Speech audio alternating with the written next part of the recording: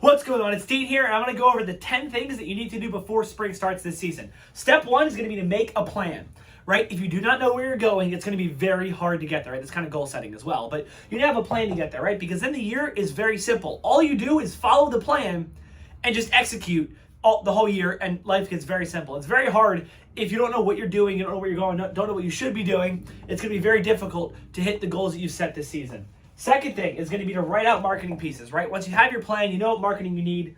If you don't write them out ahead of time, you're going to be stuck. You're going to be in the middle of April, not have time to do anything, and then not get the marketing pieces out, not get the emails out, not do the things you need to do because you haven't done the work ahead of time and wrote out your marketing pieces, your monthly emails or bi-weekly emails, whatever you're going to send your customers and everything like that.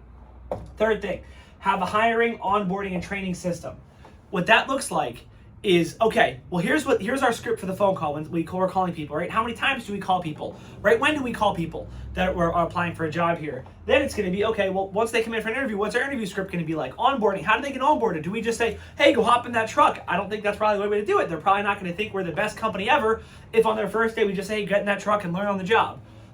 Same thing with training. Like, that kind of goes into training as well, which is like, okay, well, once they're in that truck, what is their training like? Do they have videos? Do they have, a completion binder of what stuff should look like when it's done? Do they have a standard operating procedures? Do they have what do they have to go off of, or are you just sending them out in the truck and saying good luck? Have documents ready to go, right? So have all of your documents, and what I mean by this is for customers, right? So the customer service side of things. So I don't know what software you guys use. We use Service Autopilot. I think we have over 100 documents pre-made, so that way if any common questions customers ask, we can just bam respond with that document. We can have, so it's like templates for things. And I would also include probably your monthly emails in that documents list. Have your welcome letters and stuff ready to go. Have all of your materials that you need, you might want to do in season, or that you normally do in the middle of the season, or things you do over and over and over again, systematized and typed out. Fifth thing is have a lead/estimate follow-up system, because I don't think I talk about estimates. Yeah, so here's the thing, right? The biggest thing that's the biggest waste of time ever is if you're spending in marketing, you're putting out flyers, you're putting in yard signs, you're doing anything to try to get new business here. Even if you have a Google listing, somebody calls and they don't answer the phone, you put the phone on and go, I guess they're not interested, and you don't call them back. Or maybe 3 weeks ago I had this person call back. No, you need to have a system that works, right? Okay, we use Service Autopilot, so we just put a tag in their profile, and what that looks like is, okay, well then we follow up, they get a text and an email that same day. Then the next day they get a phone call, and then this whole system repeats, so that way you were able to follow up with these leads and get them taken care of. The same thing applies for estimates. There needs to be follow-up, right? That's where all the sales are made. A system for tracking your numbers, right? What I mean by this is, do you have a software system? Should you consider getting a software system before we get into peak season? Right? Are you able to track how much money your employers are making per hour? One of the most important things ever. Are you able to track if your estimates are accurate? Are you able to track how, your mowing prices, if they're accurate, if you need to raise prices, or if your prices are fine where they are? You need to be able to track all of your numbers and know how you're doing, good or bad. And then the other thing I'll give you with this as well is I get a daily report every day that has how many jobs we've sold, how many hours we have booked out for the rest of the season, how much money we've collected, what our accounts receivable is. It has all these different things in there, so that way I can make sure that the business is on the right track and that we're making money and that we're good on cash flow and that everything's running correctly. And if you don't have reports, you don't have a system to actually track that, like an Excel spreadsheet that we have that tracks your numbers, you're going to be in a world of hurt. When you don't know your numbers and the end of the year comes and then you realize you've worked all year for free. Call all of your existing customers and check in. I know this requires work. So for most people, not you, because you're awesome, but most people won't do the work of calling their existing customers to check in and see how they're doing, see if they need any services, and make sure they're good for another season, right?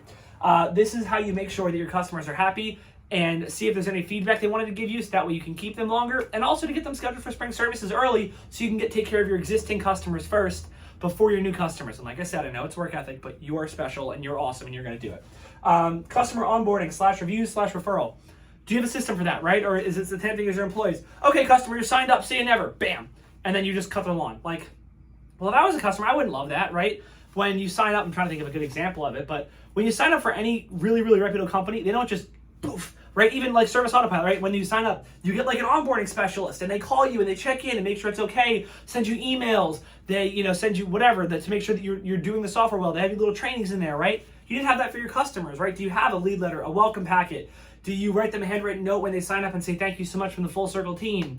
That would be us, but from your team, Do you call them after the third week to make sure it's good and to ask for their review? Do you call them, you send them emails to try to get referrals? What do you do to make sure that the customers are onboarded and they're really happy with your service and they don't just cancel because, your guy left the gate open one time and you didn't follow up with them, you didn't let them know that's not a normal thing, doesn't happen very frequently, right? You need to make sure that you have an onboarding process for your customers.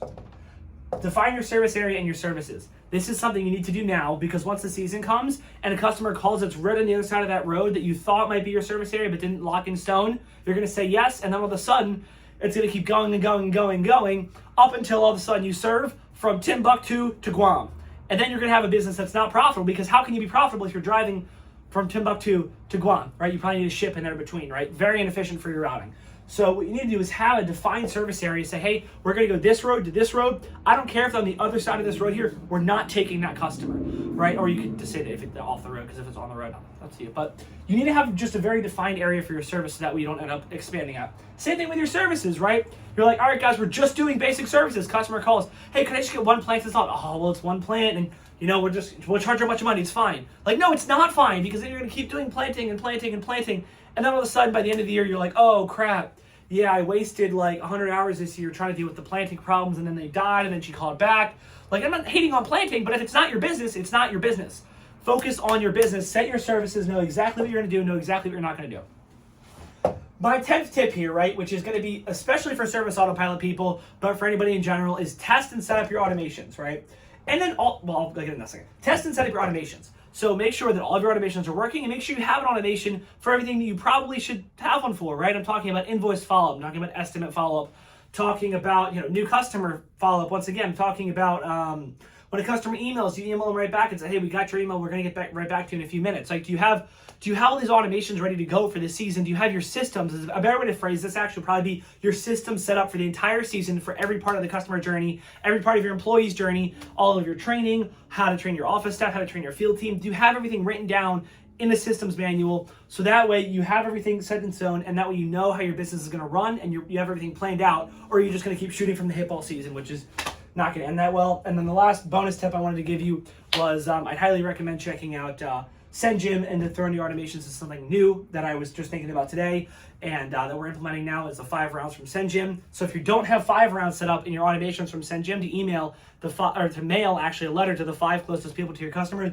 you're losing out on a lot of route density that you could be having. So other than that, these are my 10 pre-spring things to do that you need to do if you're going to have a successful year this season. Let me know if I missed any or if you did anything that I didn't mention up here so that I can get after it and make sure I get it done before we have to start mowing. So thank you so much for tuning in, and I'll see you in the next one.